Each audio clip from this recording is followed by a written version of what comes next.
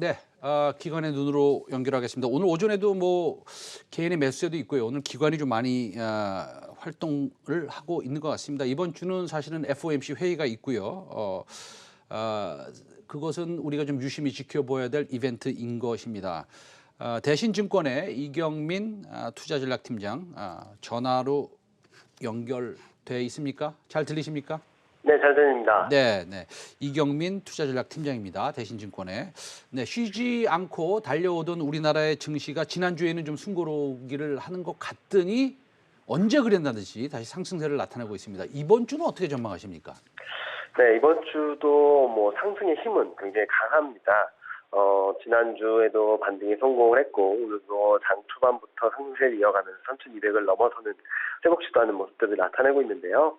다만 이번 주는 이제 여러 가지 이벤트들이 있습니다. 미국 그리고 한국 4분기 GDP 성장 발표가 예정돼 있고요.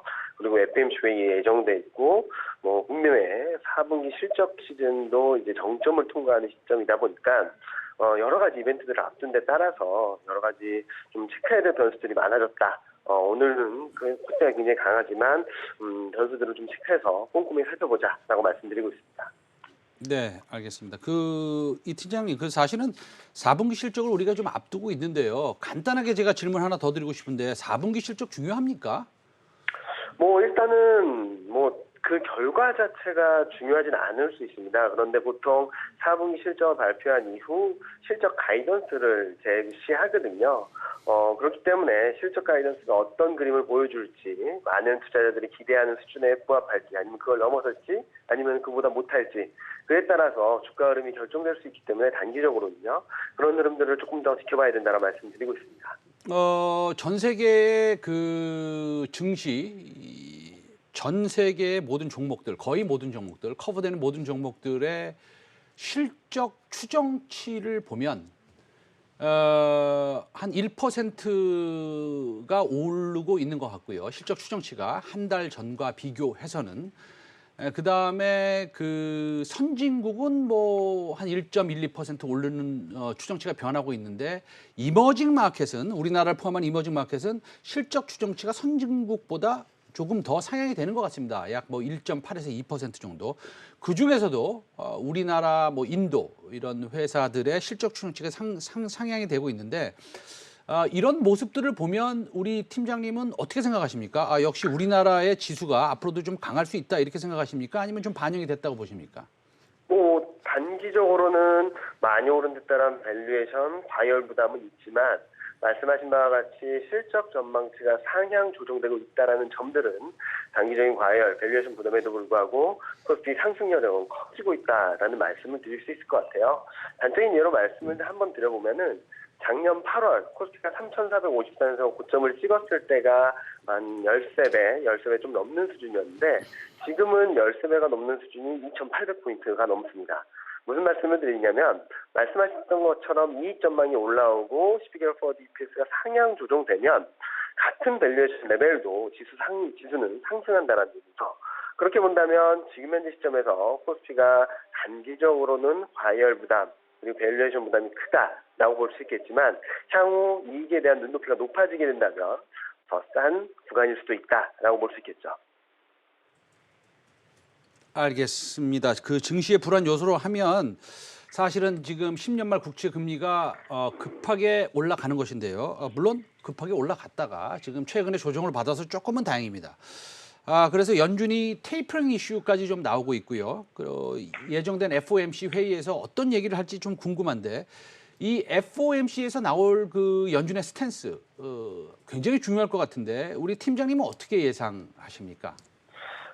연준의 스탠스가 바뀌지는 않을 겁니다. 무슨 말이냐면 파월 연준 의장이 얼마 전 기자회견에서 말했듯이 연준은 계속적으로 완화적인 통화정책 스탠스를 이뤄갈 것이고 테이퍼링 이슈는 한참 뒤에 생각할 것이고 금리 인상은 그 뒤의 일이다라는 뉘앙스를 내비쳤거든요. 분명히. 그런데 뭐 이런 스탠스는 계속적으로 유지하고 있습니다. 파월 연준 의장을 비롯한 연준은요.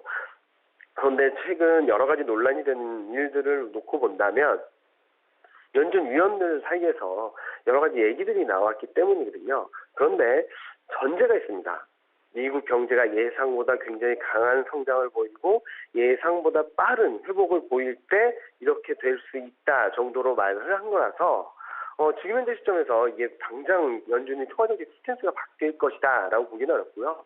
아마 파월 연준 의장은 더 스탠스를 유지한다는 논조로 발언을 하고 연준 성명수도 그렇게 나오지 않을까라는 생각을 하고 있습니다. 그런데 파월을 비롯해서 연준이 어떤 스탠스를 보이냐라는 것도 굉장히 중요하지만 더 중요한 것은 시장과의 인식이 얼마나 차이가 있느냐라는 부분입니다. 파월 연준 의장이 테이퍼링 이슈나 금리 인상 이슈를 불식시키는 기자회견을 했음에도 불구하고 시장은 불안했거든요. 그 이유는 시장이 기대했던 것보다 파월 연준 의장의 발언이 기대를 못 미쳤기 때문입니다. 무슨 말씀을 드리고 싶냐면 1월 FOMC의 결과도 중요하지만 지금 시장이 기대하는 추가적인 양적 완화, 유동성 공급, 더 완화적인 통화정책 스탠스를 언급할 수 있을까라는 부분이 관건인데 아마 1월 FOMC에서 즉각적으로 추가적으로 돈을 더 푼다거나 아니면은 더 진일보한 통화정책을 발표하기는 쉽지 않다라고 생각을 하고 있습니다. 네, 알겠습니다. 일단은 발표할 것들을 뭐 사실 작년에 너무 많이 네. 드라마틱한 아주 그다음에 뭐라고 할까 어떻게 강도가 상당히 센 그런 정책들을 발표를 했기 때문에 더 이상 뭐 나올 것이 뭐 있겠냐라는 생각도 좀 해보긴 하는데 어제 말입니다. 그 우리 바이든 대통령의 그 2조 달러의 그 부양책 관련해서 민주당 의원들이 조금 반대하는 분들이 좀 있으신 것 같더라고요. 그래서 미국의 금융시장은 조금 어제 불안한 모습을 좀 보였는데 뭐 이거 그게 크게 심각하게 생각할 건 아니겠죠, 팀장님? 일단은 옐런 재무장관 후보 지명자가 말했듯이 지금은 부채를 걱정할 때가 아니고 강력한 경기 부양 정책 그리고 정상화를 넘어서 성장을 이어갈 수 있을 만한 라운드 2, 2라운드까지 준비하고 있다라는 얘기를 했거든요. 무슨 말이냐면 규모에 따라서 미국도 경기 부양 정책 규모에 대해서 굉장히 여러 가지 논란이 있기 때문에 규모적인 측면에서 조금 조절이 필요하겠지만 경기 부양 정책이 지속되고 그리고 경기를 살리는 것을 넘어서 성장을 위한 또 다른 재정 정책을 준비하고 있다는 점들은 긍정적입니다. 따라서 지금 여러 가지 목소리가 나오는 부분들에 있어서는 노이즈지 이거를 경기 부양 정책을 펼치는 흐름들을 꺾어버릴 만한 아니면 방향성을 바꿔버릴 만한 이슈는 아니다라는 생각을 하고 있고요. 이런 부분들을 봤을 때 올해도 재정 정책 그리고 유동성 공급 이런 작년에 이어졌던 흐름들이 계속적으로 유지되고 있다라고 볼 수 있겠죠.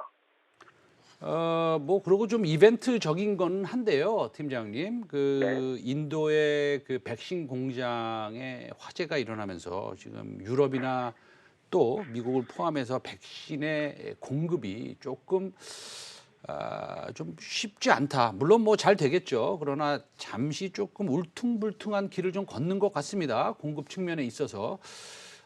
그런데 그거와 함께 우리가 생각할 수 있는 게 2조 달러의 이 부양책이 이제 나오긴 나올 텐데 그것이 다 나오면 앞으로 나올 부양책은 아마도 없을 것 같은 생각도 드는데 그 사이에 백신 보급이 조금 이런 이슈가 생겨서 늦어지면 우리가 조금 조종하는 국면을 맞이하지 않을까라는 생각도 해보는데 어떻게 생각하십니까? 충분히 가능성 있는 시나리오죠. 최근 백신에 대한 백신 접종 기대감이 굉장히 높았던 상황에서 지금 그 기대감을 좀 톤다운시키는 이슈들, 이벤트들이 계속적으로 발생하고 있는 상황에 따라서 경기 회복 속도나 강도가 기대했던 것보다는 좀 못 미칠 수 있다 정도로 말씀을 드릴 수 있겠는데요. 그렇다고 해서 경기가 갑자기 침체로 간다거나 아니면 경기가 망가지거나 경기 회복세가 꺾여버리는 흐름은 아닐 겁니다. 그렇게 본다면 일시적인 조정 가능성은 열어놓되 시장의 추세가 바뀌진 않을 거다. 그러면 전략적으로 대응을 한다면 조정시 비중 확대 전략이 맞고 비중을 줄일 때가 아니라 밀려난다면 비중을 더 늘리는 기회로 삼자라는 말씀을 드리고 있고요. 만약에 예상 외로 경기나 이런 기업 이익 개선이나 이런 흐름들이 백신 접종에 대한 스케줄, 계획이 차질을 빚으면서 좀 흔들리거나 많이 불안한 모습을 보이게 된다면 아마도 연준이나 각국 중앙은행들이나 미국을 비롯한 글로벌 정부들은 좀 더 강력한 부양 정책을 펼쳐내지 않을까라는 기대를 할 수 있거든요. 이런 기대감들을 갖게 만들어준 것은 아마 지난주 있었던 옐런 재무장관 후보자의 청문회, 인사청문회가 있었기 때문이 아닌가라는 생각을 합니다. 앞서도 말씀드린 바와 같이 옐런 연준 의장은 더 강한, 지금은 경기 회복, 부채를 문제 삼을 때가 아니라 강력한 경기 부양 정책을 펼칠 때고, 어느 정도 회복하는 것 이상의 성장을 위해서도 계속적으로 경기 부양 정책을 해야 된다. 또 다른 경기 부양 정책이 필요하다. 결론은 세상은 바뀌었기 때문에 그 바뀐 세상에 적극적으로 대응을 해야 된다라는 차원에서의 취지를 말했기 때문에 지금 현재 시점에서는 그런 여러 가지 불확실성 변수가 있어서 흔들릴 수는 있지만 시장이 방향성을 바꾸진 않을 거다라는 생각을 하고 있습니다. 우리나라 4분기 실적은 뭐 그렇게 약간 그 하향이 되는 듯 하는데 2021년도 실적은 지속적으로 상향이 되고 있습니다. 이런 이유에서인지는 몰라도 우리나라보다 이제 인도하고 뭐 어디입니까? 대만 그렇죠. 브라질 이쪽으로 외국인의 매수세가 조금 우리나라보다 비교해서는 강한 것 같은데 특별한 이유가 있습니까? 이런 상황을 보면? 네, 실적 전망이나 이런 것들이 전반적으로 좋고 2021년에 대한 기대감들은 높지만 한국이 단기적으로 너무 많이 올랐죠. 11월 이후 증시 흐름을 보는 한국 증시는 글로벌 대비 한 20%포인트 정도 아웃퍼폼 더 많이 올랐고요. 신흥국 대비로도 10%포인트 이상 더 많이 올랐습니다. 그런 의미는 포트폴리오 투자를 하는 차원에서는 한국 주식 비중이 갑작스럽게 많이 높아졌다라고 볼 수 있겠죠. 그렇게 된다면 더 사기보다는 포트폴리오 비중 조절 차원에서 조금은 중립적인 스탠스를 보여주는 것이 아닌가라는 생각을 하고 있고요. 실적에 대한 기대감들이 높아지고 있기 때문에 지금은 단기적으로는 이런 포트폴리오 조절 차원에서의 외국인 매매가 적극적으로 들어오진 않는다라고 생각을 할 수 있겠지만 지금 현재 시점에서 더 외국인이 빠져나가서 이제 시장이 망가지거나 그러진 않을 거다라고 생각을 합니다. 한편 외국인 현물 매매 패턴과 더불어서 좀 주목해서 봐야 될 것은 외국인 선물 매매거든요. 외국인은 코스피가 2,800을 넘어서면서부터 계속적으로 선물 매도를 강화해 나갔습니다. 한 5조 7천억까지 매도 규모를 쌓아 나갔었는데요. 최근 그 매도 흐름을 조금 풀어나가고 있습니다. 이런 식으로 봤을 때 두 가지 견해들이 있겠죠. 코스피가 여기서 더 올라가게 된다면 외국인은 쇼커버, 그러니까 매도했던 걸 순매수하면서 좀 포지션을 중립화하려는 움직임이 나타날 수 있겠고, 어쩌면 코스피가 좀 밀리게 되는 그런 계기가 될 수 있기 때문에 외국인 매매 패턴은 단기적으로는 시장에 부담 요인이 될 수 있겠지만 긴 호흡에서 봤을 때는 좀 더 매수 여력을 높여갈 것이다라고 보고 있습니다. 잘하겠습니다. 오늘 대신증권의 이경민 투자전략팀장 오늘 좋은 말씀 잘 들었습니다. 오늘 말씀 감사합니다. 네, 감사합니다. 네.